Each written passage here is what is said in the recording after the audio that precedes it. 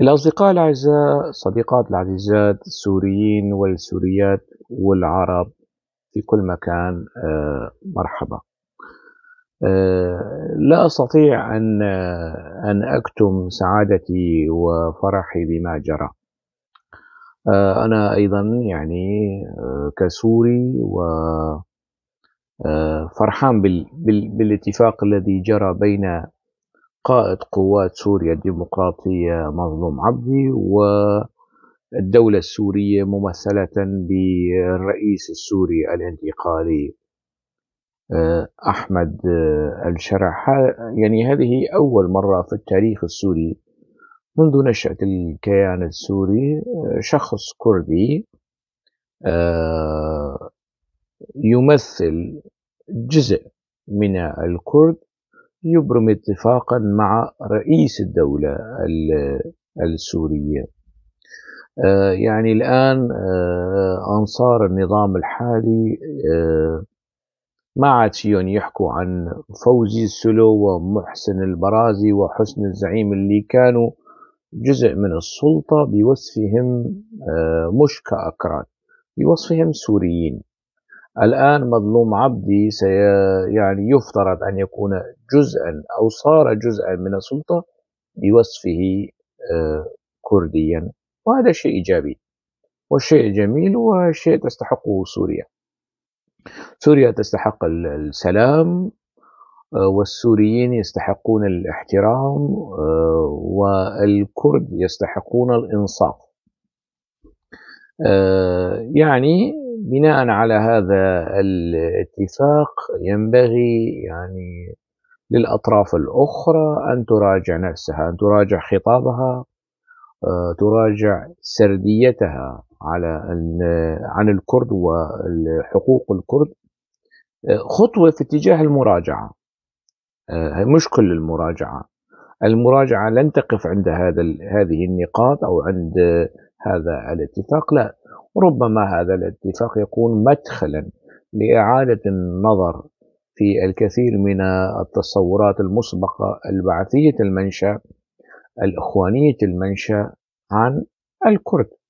وبالتالي لأنني أنا مع السلام، ولأنني مع الحلول السلمية، ولأنني مع الحوار الوطني، ولأنني مع سوريا وطنية ديمقراطية تعددية لكل السوريين، تمثل كل السوريين، تحتضن كل السوريين، فأنا مع هذا الاتفاق. لكن هل أنا راضي عن هذا الاتفاق؟ لا. أحيانا نحن نرضى عن شيء عندما يعني يحقق السقف المقبول أو المعقول للطموحات والتطلعات. هل هذا الاتفاق يحقق الحد الأدنى من الحد الأدنى للطموحات والمطالب والحقوق الكردية في سوريا؟ يعني لنقل نعم، الحد الأدنى من الحد الأدنى. أما هل هي تحقق سقف الحد الأدنى؟ كمان لا. السقف الطبيعي قولا واحدا لا. بالعكس، هذا الاتفاق، وأنا أعلم لأنه البلدان التي كسوريا والحلول للمشاكل العالقة في هكذا بلدان ينبغي أن تكون توافقية، والحلول التوافقية قائمة على التنازلات. الأطراف تتنازل لبعضها مشان تمشي السفينة يعني وتمشي البلد، عجلة البلد تدور. لكن هذه الحلول التوافقية ينبغي أن الأطراف كافة تتنازل. هون يعني الآن سنرى في سياق هذا الفيديو عن ماذا تنازلت حكومة أحمد الشرع. يعني التنازلات من قوات سوريا الديمقراطية وكفصيل وجزء من الكرد واضحة وجلية وتفقأ الأعين، تنازلات إلى يوم التنازلات يعني. لكن الطرف الآخر عن ماذا تنازل؟ تنازل عن بعض الأمور الشكلية، يعني مش الأمور الجوهرية. وهذا الاتفاق انتصار للدولة وانتصار للطرف الذي يزعم أنه يحمي الدولة، وأقصد يعني أحمد الشرع وجماعة أحمد الشرع. نحن مع هذا الاتفاق، وأنا من هؤلاء الذين يدعمون هذا الاتفاق لكي يبتنى عليه ويتطور لاحقا، يعني كاتفاق مبدئي، كخطوة أولى في اتجاه إنصاف الشعب الكردي داخل سوريا. لن يتوقف النضال الكردي عند هذا الحد، يعني لن يكون سقف النضال الكردي هو ما وضعه مظلوم عبدي لهم وهذا هو وخلاص. لا، القضية الكردية أكبر وأعمق وأعرق من أحمد الشرع ومن مظلوم عبدي. لكن دعونا نفرح، دعونا يعني نشعر بشوي من الطمأنينة والفرح والارتياح بعد كل هذه الأيام السوداء الملطخة بالدم السوري، بالدم العلوي اللي يعني والمجازر المروعة التي حدثت في الساحل السوري، وكان ضحيتها يعني عناصر من الأمن العام والمئات من المدنيين العزل السوريين العلويين بأيدي وزارة الدفاع التابعة لأحمد الشرع. قبل هذا الاتفاق يعني هدلون الطرفين، قوات سوريا الديمقراطية وحكومة الشرع، كانوا طرفين يتراشقان بالتصريحات، بالمزايدات. قسد متهمة بالانفصالية، الجولاني متهم بالإرهاب والقصص هي. كان هنالك تراشق. الآن صاروا طرف واحد، صاروا شركاء في العملية السياسية. وبالتالي عندما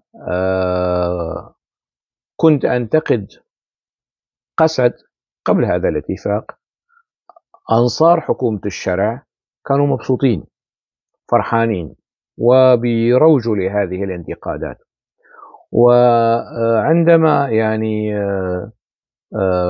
أنتقد أحمد الشرع وحكومة الشرع كانوا بيصنفوني على قسد وانفصالي وكذا، وين العلم السوري وليش حاطط العلم الكردي، ومن هالكلام اللي يأخذ بظواهر الأمور ولا يغوص في نحو الجوهر. طبعا يعني هي أنا ما حكيت في خلال هاي الفترة كلياتها، بس يعني مشان يكون الرأي العام الكردي والسوري على علم بهذا الخصوص. كثيرون يطالبونني بالظهور على الإعلام العام في المنابر، قنوات الجزيرة والعربية والحدث. أنتم بتشوفوا يعني طاقم من اللي بيظهروا على هاي الشاشات. طبعا العشرات أنا أعرفهم يعني من الكرد والعرب اقترحوا اسمي على هذه القنوات، و يعني ما بدن هو شنق يطلع في شيء، في نوع من الاستبعاد، نوع من الإقصاء في هذا الخصوص. حتى تلفزيون سوريا مرة مرتين هيك صار في شوي انتقاد، يعني خففوا من مسألة الاستضافة مع يعني يؤسفني ذلك، مش لأنه يعني أنا لا أظهر على شاشات التلفزة، لكن لأنه لا يوجد أو لا يسمح لرأي مختلف عما هو متداول أنه يطلع ويعبر ويؤثر على المزاج العام. طبعا أنصار قسد لهم دور في هذا الإطار. أنصار النظام السوري الحالي كمان لهم دور في هذه العملية الإقصائية. ما بيحبوا يعني اللي بيدخل معاهم في محاججة ويضعف موقفهم ويحرجهم في النقاش. هي صايرة واضحة حتى في البي بي سي، حتى في البي بي سي في شيء من هذا النوع. هي مشان يكون الأمر واضح لدى المتابعين اللي بيكرروا يا أستاذ أنت ليش ما بتطلع ونحن بحاجة إلى رأيك، وكأنه أنا مستنكف عن الظهور. لا، في عملية إقصاء، في عملية إبعاد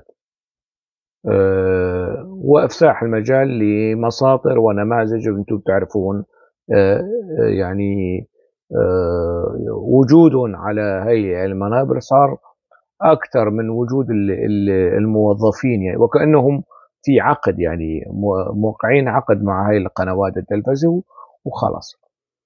فأنصار النظام الحالي، إعلاميهم بعجرهم وبجرهم ومسعمرهم وكل هذول، الآن إذا أنا انتقدت قسد، يعني يعني لا تهبون هبة قسدي واحد، يعني وبتصيروا بتدافعوا عن قسد لأنه القسد صار شريككم وصار معاكم في العملية السياسية. فكل ما أخشاه أنه إذا هالمرة أنا انتقدت قسد يطلع لي جميل الحسن وبيرفع لي إصبعه هيك وبيصير بيهدد ويزعبر ويبربر ويشمبر لنا ومن هالقصص هاي يعني. ف يعني الانتقادات ستبقى قائمة، النفس النقدي سيبقى قائم، معتمد بالنسبة يعني لدي في تناول الشأن العام. أنا مع هذا الاتفاق كخطوة مبدئية، وأنا مع تطوير هذا الاتفاق يعني إحقاقا للحق وإنصافا لسوريا وللسوريين وللكرد. وأنا مع تعميم هذا الاتفاق على كامل الأراضي السورية، أيضا كخطوة مبدئية لإنصاف السوريين وكل الأقاليم السورية والمكونات السورية. هي شان الموضوع يكون واضح وجلي بالنسبة لكم. قسد وما تمثله قبل هذا الاتفاق يعني بشكل ببغائي، بشكل شعبوي شعوائي، المشاريع الانفصالية وقسد وما تمثله من مشاريع انفصالية ومن القصص هي. هذا وأنا وقتها كنت أقول ليس دفاعا عن القسد، أنه هذا الكلام كذب، هذا الكلام كذب. يعني كل ما كان من أنصار النظام الحالي ابتداء من مهند القاطع وانتهاء بموسى العمر، هالرهط هالمساطر هالنماذج اللي كانت بتقول انه قسد انفصالية وقسد والارهاب القسدي. ومش بس هيك، مش بس هيك، قبل احداث ومجازر الساحل السوري كانوا يطالبون حكومة الشرع بالهجوم على واستكمال تحرير البلد وتخليص أهل الدير وأهل الحسكة وأهل الرقة من الإرهاب القسدي ومن المشاريع الانفصالية وكل الكلام اللي هو يعني ما لحقنا ننساه. هذا الرهط هذا عندما كنت أقول يعني أنه قسد ليست انفصالية وليست لديها مشاريع انفصالية بناء على الأرضية الأيديولوجية التي تقف عليها، وهي أرضية الطروحات وأفكار عبد الله أوجلان. يعني كانوا بيصنفوني على أنني قسدي وأنني أدافع عن قسد ومن الكلام الفارغ. اتضح الآن أنه أنا كنت على حق وهن على باطل، ووجب عليهم الاعتذار مني ومن قسد كمان. كل من كان يتهم قسد بالمشاريع الانفصالية شفتوا موضوع الاتفاق، ويعني من ظهر أنه كان على حق ومن كان على باطل. يعني فقسد في قبل التوقيع على الاتفاق كان ينظر إليها أنه لا تمثل الكرد. قسد ما مين أنصار أحمد الشرع؟ قسد لا تمثل الكرد، هنالك المجلس الوطني، هنالك أحزاب أخرى، وهذا كلام صحيح، هذا كلام صحيح يعني. وقت ذاك أيضا كنت أقول أنه قسد لا تمثل الكرد، ورغم القوة العسكرية يعني كل التفاصيل اللي أنتم تعرفوها، قسد لا تمثل الكرد. وبالفعل يعني أنا ما كنت عم دافع عن قسد.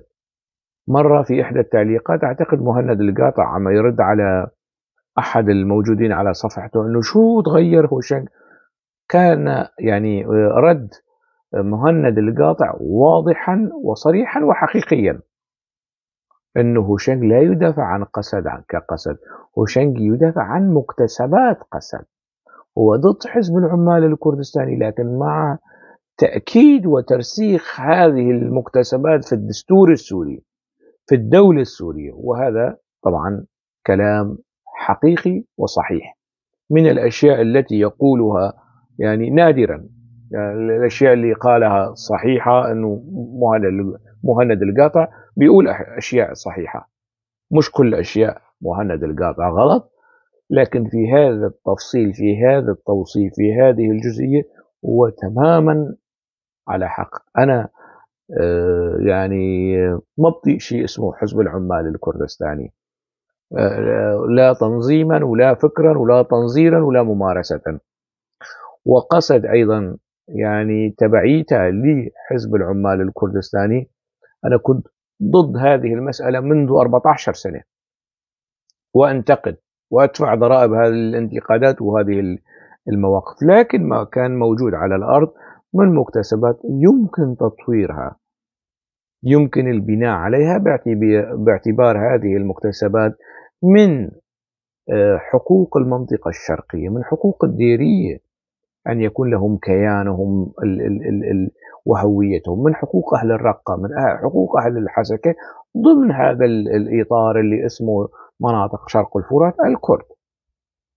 فأنا كنت أحاول في مسعاي النقدي والنظري، هو كان في هذا الاتجاه، الحفاظ على هذه المكتسبات والدفاع عنها وترسيخها في مرحلة بناء الدولة السورية. فمسألة أنه الآن أيضا يعني عندما ننتقد قسد، ما يطلعوا علينا يعني طبول ومزامير النظام الحالي، وانضم إليهم يعني رفاقهم في قسد كمان، ويقولوا أنه خلاص هي قسد وافقت وأذعنت وسلمت واستسلمت ومن القصصي، فأنتم لازم تخرسوا. لا حبيبي، لا، نحن مع هذا الاتفاق، مع حقن الدماء ونزع أسافين الصراعات، واللي كان يدعو ويؤلب السلطة الحالية في دمشق على قسد ومناطق شرق الفرات، وبده المذابح اللي صارت بالساحل السوري تصير بالدير وبالحسكة وبالرقة قبل التوقيع على هذا الاتفاق. هدلون اللي لازم يخرسوا وبيعرفوا نفسهم، بيعرفوا نفسهم منيح يعني في ومش ما في حاجة لحتى أسميهم بالاسم 1 2 3 ومعروفين. فالنقد الترحيب نعم، والفرح كمان، انه شيء ايجابي. كل ما بيصير شيء ايجابي لازم نفرح له، شيء ايجابي في الاطار السوري لازم. اذا اعترف احمد الشرع واعتذر لاهل الساحل السوري من العلويين، اذا اعتذر والاعتذار عليه واجب، حتى ولو كان هي المجموعات غير منضبطة والناس تانيين على وقع النفير العام والقصص هي كلياتها، الاعتذار واجب. ومش عيب الزعيم يعتذر لشعبه، مش عيب أحمد الشرع يعتذر من ضحايا الساحل السوري، مش عيب، هذا واجب. ومن حق أهل الساحل السوري وضحايا الساحل السوري على زعيمهم على رئيسهم أحمد الشرع أن يعتذر منهم، مش بس يتصل بإحدى الناشطات الموجودة في في فرنسا يعني ويعتذر عما حدث باعتبارها معارضة للنظام الأسد وقتل 3 أشخاص من أسرتها، مش بس يعني يتصل بها بشكل مباشر، لا على الملأ بيطلع ويعتذر، ما يصير بشار أسد، ما يتنح ما يعند يعني بهذا الخصوص. هذا مش عيب، هذا راح يكبره بعيون الناس، بعيون السوريين، يعني بيصير بالفعل رئيس أو يحاول أن يكون رئيس لكل السوريين، مش بس لأهل السنة والجماعة والقصصي كلياتها. فهالاتفاق أو إذا صار اعتذار أو شيء إيجابي من الحكومة رح نفرح ونصفق لأحمد الشرع. نفس القصة مظلوم عبدي، إذا سوى شيء إيجابي كنا سنصفق له. إذا يعني لو ذهب إلى دمشق ممثلا لكل الكرد ويخضع أو يتمتع بإجماع الكرد السوريين، لا راح ومثل الفصيل تبعه، وحسنا فعل أنه التوقيع يعني أنه هو ممثل فقط لقوات سوريا الديمقراطية، ممثل لقوات سوريا الديمقراطية.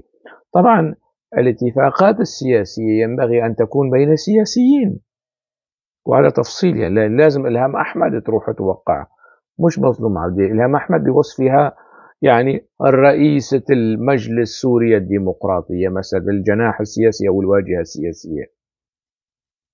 يعني الاتفاقات العسكرية تبرم ما بين أطراف عسكرية، وزير الدفاع في الحكومة و ومظلوم عبدي بوصفه زعيم أو قائد فصيل عسكري. حتى مظلوم عبدي يعني طنش أو زبل أو همش مجلس سوريا الديمقراطي. طيب مجلس سوريا الديمقراطي شو مهمته؟ أليس مهمته يعني أن يكون الواجهة السياسية لمجلس سوريا الديمقراطي؟ فالموضوع هيك صار يعني. ومع العلل التي يمكن تسجيلها على هذا الاتفاق والمسارات اللي صارت والمفاجأة، يعني أنا مع الاتفاق وأهلا وسهلا، وكما ذكرت أنه هي خطوة إيجابية في الاتجاه الصحيح. إذن قسد الآن هي ليست انفصالية، لأنه صارت جزء من العملية السياسية وإعادة بناء الدولة وإعادة تأهيل مؤسسات الدولة. أحيانا بعض النشطاء والمحسوبين على الحكومة الجديدة، وهي لازم أحمد الشرع يخرسهم بالحرف الواحد، يخرسهم مما يقولونه يعني. وأحمد الشرع قادر على ذلك، وإلا سيكون رئيسا عاجزا يعني عن تكبيل وتكميم هؤلاء الذين يبثون السموم وفي يعني بين أبناء الشعب السوري. شو بيقولوا هدلون اللي بيمتلكوا ذهنية إرهابية ووعي إرهابي وسلوك إرهابي ولغة إرهابية، مما يطفحون به على السوشيال ميديا أنه نحن قتلنا العلويين لكي نرهب الأكراد. ما كان لهذا الاتفاق أن يبرم أو أن يوقع عليه ويهرول مظلوم عبدي من القامشلي حتى دمشق لولا المذابح التي اقترفناها في الساحل السوري. هنالك هيك يعني في هيك مساطر وتابعة وبمنتهى البساطة أحمد الشرع بإمكانه يعني يعرفهم ويحاسبهم إذا كان بالفعل عنده هم وطني ومشروع وطني ومشروع سوري، ويحاول يعني أن يجنب هذا المشروع السموم الطائفية والذهنيات الطائفية والسلوكيات الطائفية. الآن يعني وفي عجالة يعني أتمنى أن يتسع صدر أصحاب هذا الاتفاق من القسديين القدامى والقسديين الجدد. القسديين الجدد أعني بهم أنصار أحمد الشرع والإعلاميين والتيك توكرز واليوتيوبرز اللي موالين هالمسألة يعني. طبعا في من ضمنهم كمان يعني يعبرون عن فرحتهم أو عن فرحهم حيال هذا الاتفاق، لكنهم غير راضين لأنه كانوا رادين الحرب. كان بدون حرب، كان بدون دم كردي، دم عربي يسفك على أراضي الجزيرة. يجوا القوات الأمن العام وبيدخلوا في صراع وينقتل من الأمن العام وقضية عثمان وسوريته وعربته والفزعة والما بعرف شو كان بدهم هيك يصير. فهن يعني بهذا الاتفاق يعبرون عن سعادتهم وفرحهم، لكن الميل الفاشي لديهم تعرقل، توقف وتفاجأ يعني. المهم نأتي إلى مسألة بنود الاتفاق، وهي بالأحرف يعني اتفاق مبدئي في غموض، ما في وضوح يعني في على أمل يعني. ما بعرف إذا في اتفاق سري أسوأ من هذا أو أفضل من هذا، ما بنعرفه، هذا موضوع ثاني ملحق يعني. اتفاق ملحق ربما يكون أفضل وأكثر وضوحا، وربما يكون أسوأ وأكثر وضوحا من هذا الاتفاق. فما بعرف ما نشر، أنا معني بما نشر.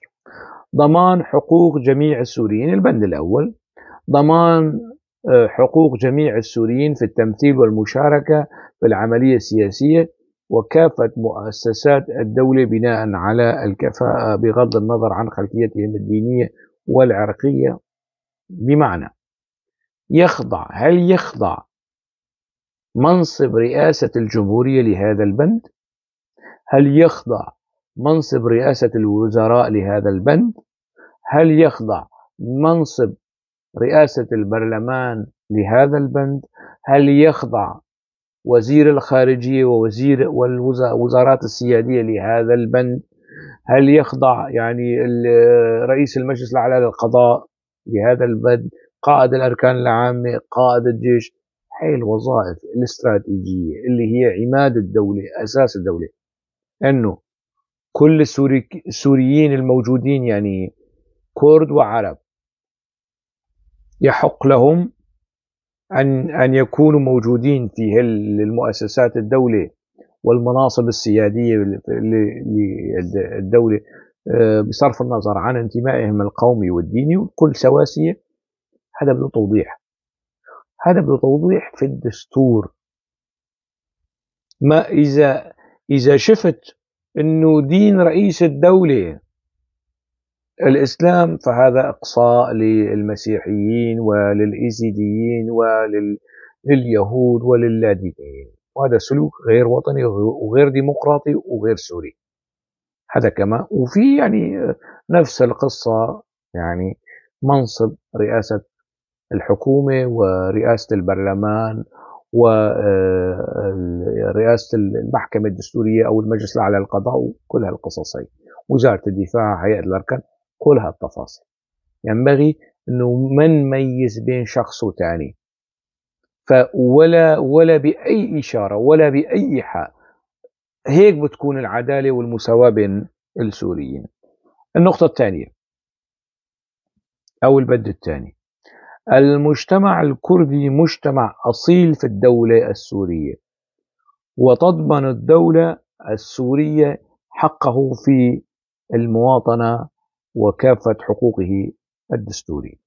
طبعا اللي يعني صياغة البند ركيك. ليش؟ لأنه يعني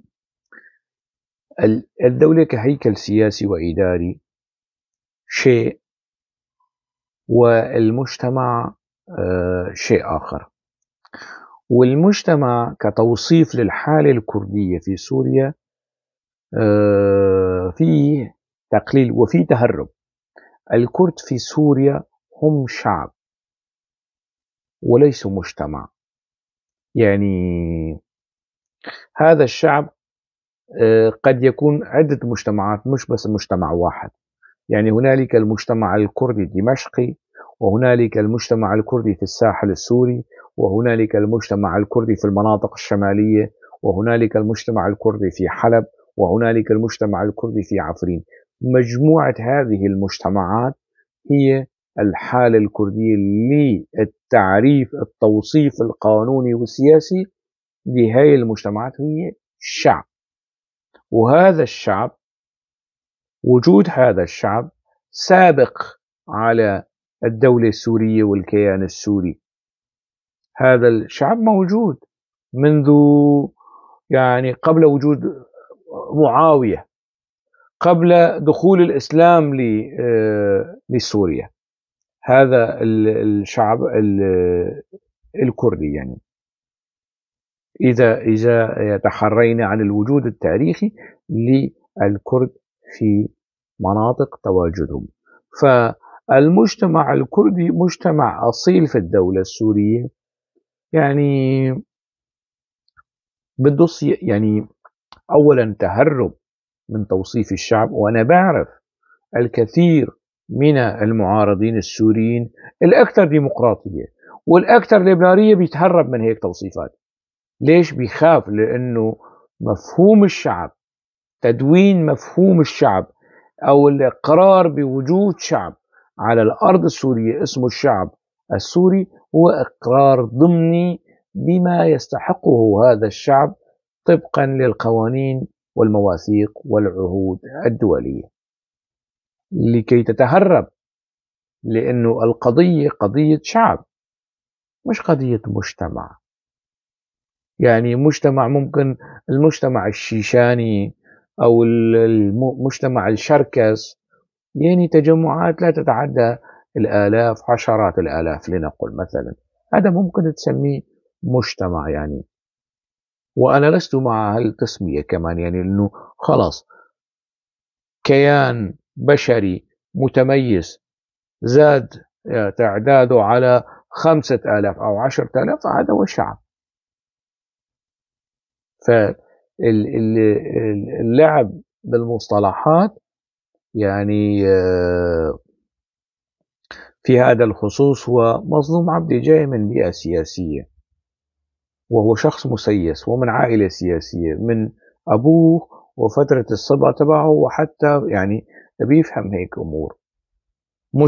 مش ولد صغير يعني لحتى ينخضع بهذه التوصيفات، لكنه أقر. هذا الإقرار هو تنازل من الهوية الحقيقية للحالة الكردية في سوريا من التوصيف الشعب إلى توصيف المجتمع. هذا يعني تنازل مريع ورهيب من مظلوم عبدي، ومكسب كبير ورهيب لأحمد الشرع ومن معه. المجتمع الكردي مجتمع أصيل في الدولة السورية. نعم مجتمع، هي مش شهادة يعني يعني إذا اعترف أحمد الشرع أو لم يعترف أحمد الشرع. أنا ذكرت أنه الوجود الكردي كان بإمكانه يستخدم الوجود الكردي للتهرب من المجتمع. الوجود القومي الكردي بصريح العبارة، الوجود القومي يعني هالبند مكتوب يعني بحبر بعثي، حتى ولو كان من صاغ هذا البند هو مظلوم عبدي مش أحمد الشرع. التوصيف الأكثر دقة وأكثر توازن وأكثر إنصاف، بدك تتهرب من توصيف الشعب، قول الوجود القومي الكردي أصيل في الدولة السورية، وتضمن الدولة السورية حق هذا الوجود في المواطنة وكافة حقوقه الدستورية. شو هي الحقوق الدستورية؟ مش واضحة.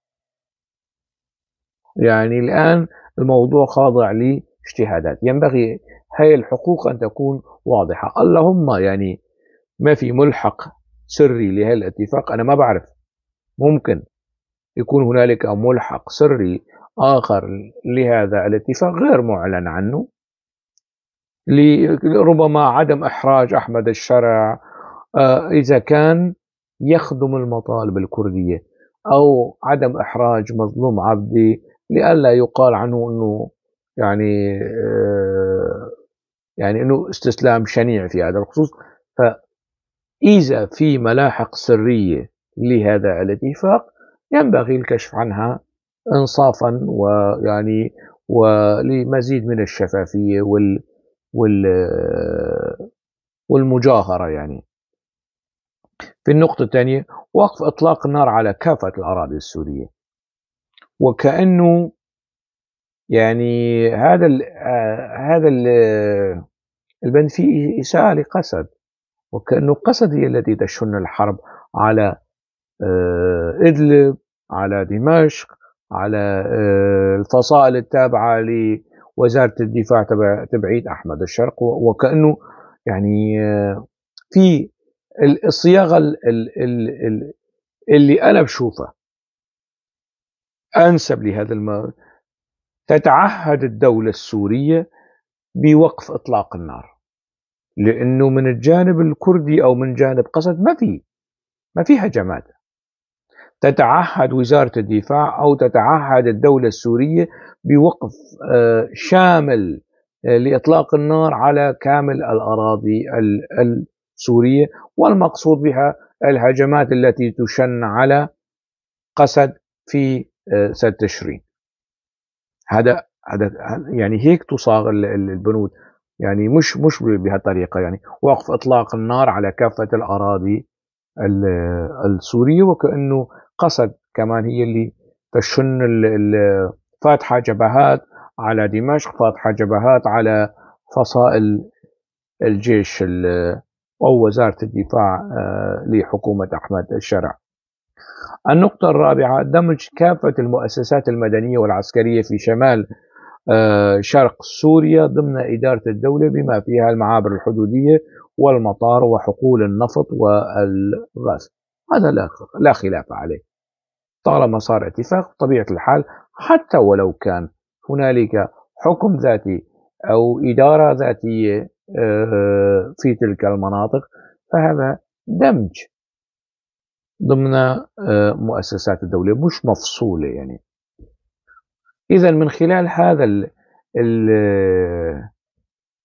هالبند واضح أنه في 2016 أو 2026 ما عاد نسمع شيء، في حال إذا هذا الاتفاق يعني لم يتعرقل ولم يحدث شيء مفاجئ في سوريا. الواحد ما بيعرف شو بيصير، يعني قد يكون يعني هو اتفاق والكل كان سعيد وكذا وفرحانين وبيدبكوا كذا على الأغاني الكردية الصحفيين والزملاء السوريين، ومشهد حلو أنا شفته. يعني فالواحد ما بيعرف، يعني إذا استمر الوضع على هذا المنوال شيء إيجابي. يعني سوريا صايرة بلد المفاجآت، مفاجآت مؤلمة ومفاجآت سعيدة، يعني مفرحة. فهذا طبيعي إنه مسألة الدمج ما في شيء يعني أعلق عليه زيادة. 5، ضمان عودة كافة المهجرين السوريين إلى بلدانهم وقراهم وتأمين حمايتهم من الدولة السورية. طبعا هذا البند ينبغي أيضا صياغته أنه تتعهد الدولة السورية، لأنه ضمان عودة كافة المهجرين قسد، يعني شو لها علاقة بمسألة المهجرين؟ يعني هل هنالك مدن وقرى وجرى ترحيل وتهجير أبنائها من العرب بضغط من قسد؟ أنا ما بعرف إذا في هيك شيء، أنا ما بعرف. يعني لكن ما اللي أعرفه أنه جماعة أبو عمشة وأبو رفشة يعني زملاء مظلوم عبدي حاليا في وزارة الدفاع، هم اللي هجروا الكرد من مناطق عفرين. فكمان البند بده شوية انصاف، يعني انصاف لقسد، انه قسد لن تكون ضد ما اعلمه ما اعرفه، انه قسد لن تكون ضد عودة النازحين والمهجرين من الغوطة ومن المتواجدين في عفرين، انه يرجعوا لديارهم. يعني كثير هالبند بده مراجعة. دعم الدولة السورية في مكافحتها لفلول نظام الأسد وكافة التهديدات التي تهدد أمنها ووحدتها. في تقديري وكأنه هذا الاتفاق هيك صاير صياغته هيك على عجل، لأنه مش معقول المحيطين بأحمد الشرع ما دققوا ما راجعوا في هالمسائل، حتى على مستوى الصياغة في يعاني شوي من الركاكة. يعني دعم الدولة السورية طبعا من يدعم الدولة؟ قسد، وهذا واجب، وأنا مع هذا البند. يعني دعم الدولة السورية في مكافحتها لفلول الأسد. وأنا ذكرت على الفيسبوك، يعني ذكرت على الفيسبوك منشور أنه طالبت فيه أن يعرض مظلوم عبدي خدمات قسد على الدولة السورية، وتتحول قسد إلى قوة حل عسكري وسياسي لما يجري في الساحل السوري. أنا ذكرت هذا، والمنشور ما زال موجود يعني على صفحتي في الفيسبوك. يعني نقطة أخرى، رفض دعوات التقسيم وخطاب الكراهية ومحاولات بث الفتنة كافة مكونات. أنا معها 100%، 1000%، 10,000%، مليون المئة. لأنه خطاب الكراهية ومن جانبي، يعني من خلال الفيديوهات ومن خلال المناشير، دائما أنا كنت ضد خطاب الكراهية طبعا، لأنه بنتقد هذا الخطاب وأدعو إلى الاعتدال مع يعني الحفاظ على الحقوق الكردية. بعض الأخوة العرب كانوا بيفسروا أنه خطاب كراهية. طبعا أنصار الخطاب الكراهية بيفسروا الاعتدال والمنطقية في الكلام والتوازن في الكلام خطاب كراهية. كانوا بيعتبروا وجود العلم الكردي خلفي أنه خطاب كراهية واستفزاز، يعني عين لا تحتمل رؤية العلم الكردي. الآن ما شاء الله، يعني العلم السرياني الذي أفتخر به، والعلم الكردي الذي أفتخر به، والعلم السوري الوطني السوري كمان أفتخر به. يعني هاي القصة أنا معاها. رفض كل دعوات التقسيم، أنا ضد التقسيم وضد خطاب الكراهية أكثر من التقسيم بصراحة، لأنه خطاب الكراهية يؤدي إلى التقسيم ومحاولات الفتنة بين مكونات الشعب السوري. يا ريت يكون أحمد الشرع قادر على ضبط لقاليقه الإعلاميين، ويا ريت مظلوم عبده يكون قادر على ضبط لقاليقه في الإعلام. شو كمان؟ تعمل وتسعى اللجان التنفيذية على تطبيق الاتفاق بما لا يتجاوز نهاية العام. هذا بند يعني يحدد السقف الزمني لهذا الاتفاق، ونهاية هذا العام، يعني بعد 2026 راح نخلص من هاي الاسطوانة القسدية التافهة والمشروخة، ثورة روجافا وثورة 19 تموز والكلام هذا. يعني ربما هذا الاتفاق ينقذنا من يعني جزء يسير من سموم عبد الله أوجلان وحزب عبد الله أوجلان وجماعة عبد الله أوجلان. يعني أتمنى أن ينقذنا، هذا أعتبره مكسب تاريخي للكرد. بالنتيجة يعني هل أعيد وأؤكد يعني هل هذا الاتفاق يلبي أو هو سقف طموحات الشعب الكردي؟ قولا واحدا لا. ويعني الحمد لله أن هنالك فصائل أخرى انفرد مظلوم عبدي بهذا الاتفاق بشكل سريع ومفاجئ وعاجل. ربما يعني لاحقا تتكشف الظروف، لكن البصمات التركية على هذا الاتفاق واضحة، بصمات تركية واضحة أنه الكرد يعني التوصيف القانوني من شعب إلى مجتمع هذا مطلب تركي، والدمج بمعزل عن ككتلة واحدة ككيان واحد هذا مطلب تركي. مناطق سيطرة قسد أن لا تحافظ على وجودها يعني الإداري وخصوصيتها الإدارية ومطلب تركي. فهل الاتفاق يلبي بالدرجة الأولى الطموحات والمطالب التركية؟ قولا واحدا، إذا كان هنالك تدخل تركي في المجازر التي حصلت في الساحل السوري، وهذا بقول مظلوم عبدي، فهنالك تدخل تركي واضح وبصمات تركية واضحة على الاتفاق بين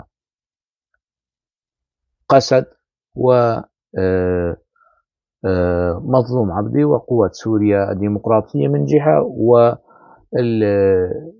والدولة السورية من جهة أخرى. يعني ماذا تنازلت؟ وين التنازلات اللي بنشوفها يعني أو نلمسها من خلال البنود؟ يعني هل هنالك تنازلات؟ إذا بنسميها تنازلات، إذا فينا نسميها تنازلات،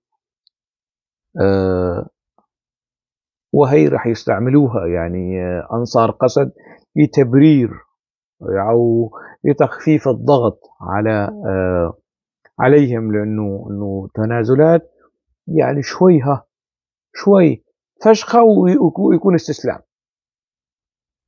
فشخة يكون استسلام بدون حرب، وبدون حرب يعني بدون صراع. والحمد لله ما صارت حرب وصراع دموي ما بين دمشق ومنطقة نفوذ قوات سوريا الديمقراطية. أين التنازل من دمشق؟ لأن الحلول التوافقية قائمة على تنازلات من الجانبين. التنازل اللي أنا ممكن أسميه تنازل، وهذا اجتهاد مني، أنه رئيس الدولة السورية يوقع على اتفاق مع فصيل سوري. كان بإمكان وزير الدفاع ينوب يعني عن هذه المهمة، هي الندية، وهي أنا بعتبرها يعني شيء إيجابي يسجل لصالح أحمد الشرع، أنه تنازل من مقام رئاسة الجمهورية شوي ونزل لمقام مظلوم عبد اللي هو مش رئيس جمهورية ولا يعني رئيس فصيل، وفصيل لا يمثل كل الكرد، فصيل مهم، فصيل كبير، مدعو من الفرنسيين، مدعو من الأمريكي، نعم، لكن كان بإمكانه يعني. وأعتقد أنه مظلوم عبدي كان سيرضى حتى ولو أبو عمشة وقع معه الاتفاق، أو شو اسمه هذا مرهف أبو شقرة أبو شفرة أبو حيلة شغلة يعني فيها تاء مربوطة بالأخير. يعني مظلوم عبدي كان راح يوافق، لأنه أعتقد أنه كان في ضغوط، أعتقد أنه في ضغوط. هل مظلوم عبدي يعني كان بإمكانه تحمل تلك الضغوط؟ أعتقد نعم كان لكنه يعني استعجل. يعني ما بعرف أنا حجم هذه الضغوط، شو حجم هذه الضغوط اللي خلاه هيك يستعجل بسرعة ويوقع. وهل الاتفاق وين كمان يعني إذا فينا نشوف إنه تنازلات، ما في تنازل يعني من الدولة السورية تحاول، يعني إذا الدولة السورية أعادت جزء من حقوق الشعب الكردي إلى أبناء الشعب الكردي، هذا بنعتبره تنازل؟ ما بعتبر، يعني أنا شخصيا ما بعتبره تنازل. هذا واجب على الدولة السورية، واجب يعني تدمج هؤلاء، تنصف الكرد، حقوق الكرد، مش يعني يعني صحيح تنازل أحمد الشرع شوي من مقام رئاسة الجمهورية ووقع اتفاق مع قائد فصيل كبير ومهم واستراتيجي، لكن مظلوم عبدي كمان تنازل من مقام أنه يمثل شعب وصار يمثل فصيل، ووافق على أنه الوجود القومي الكردي من مقام الشعب ينزل لمقام المجتمع. هذا كمان تنازل كبير. مع المقارنة بين هذا الاتفاق والاتفاق الذي أبرمه عبد الله أوجلان مع الاستخبارات التركية والدولة العميقة في تركيا، لأنه في تزامن في هذا الموضوع، والإعلام العربي بده يحكي ودور أوجلان وضغوط أوجلان وبيصير ينفخ في حزب العمال الكردستاني والدور السلمي لعبد الله أوجلان في هذا الموضوع. إذا قارنا بين هذا الاتفاقين، اتفاق أوجلان مع الدولة العميقة مع حزب الحركة القومية مع الاستخبارات التركية، واتفاق مظلوم عبدي مع الدولة السورية، لا، الجنرال تبعنا بيطلع أحسن من أوجلان. صحيح هو تلميذ أوجلان، لكنه تفوق على أوجلان بهذا الاتفاق. بنص الاتفاق، بحالة التوقيع على الاتفاق، يعني لم نرى في اتفاق أوجلان السري اللي مبرم خلف الأبواب المغلقة ومع ضباط المخابرات التركية، بينما مظلوم عبدي أمام الكاميرات، صحيح ما صار مؤتمر صحفي وكذا، وأعلن بعد إبرام هذا الاتفاق والعالم صار يعني وبنود هذا الاتفاق صار مكشوف الآن. حتى الآن بنود الاتفاق تبع عبد الله أوجلان والدولة التركية غير مكشوف. ومش بس هيك، يعني بنود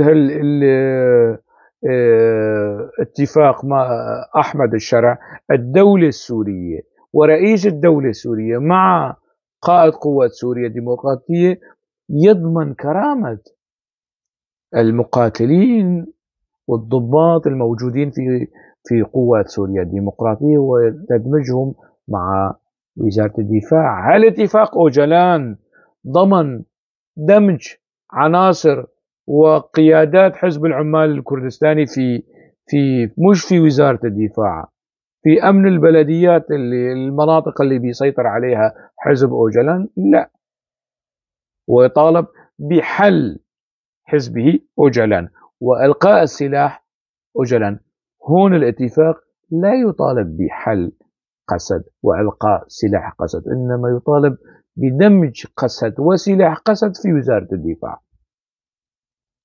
لحتى تعرفوا يعني أنصار قسد وأنصار أوجلان إذا عملوا مقارنة ما بين الاتفاقين، لا، هون يعني اتفاق أين الثرى من الثريا، اتفاق مظلوم عبدي مع أحمد الشرع قمة، إنجاز كبير إذا ما قورن باتفاق عبد الله أوجلان واتفاق استسلامي مع الدولة العميقة في تركيا. يعني في هالمقام يعني نقطة أخيرة أقولها: النضال السياسي السلمي الكردي لن يتوقف عند اتفاق مظلوم عبدي، والحقوق والمطالب الكردية العادلة المشروعة في الدولة السورية لن يكون سقفها هذا الاتفاق. أعتقد أن النخب الكردية والحركة السياسية الكردية ممثلة بالمجلس الوطني الكردي ستدعم بطريقة أو بأخرى هذا الاتفاق، لكن النخب السياسية والثقافية الكردية والحركة السياسية الكردية ككل لن تكبل نفسها بهذا الاتفاق المبرم ما بين قائد قوات سوريا الديمقراطية وأحمد الشرع رئيس الدولة السورية. أكتفي بهذا القدر، وسيكون لنا يعني أحاديث أخرى لها علاقة بهذا الاتفاق.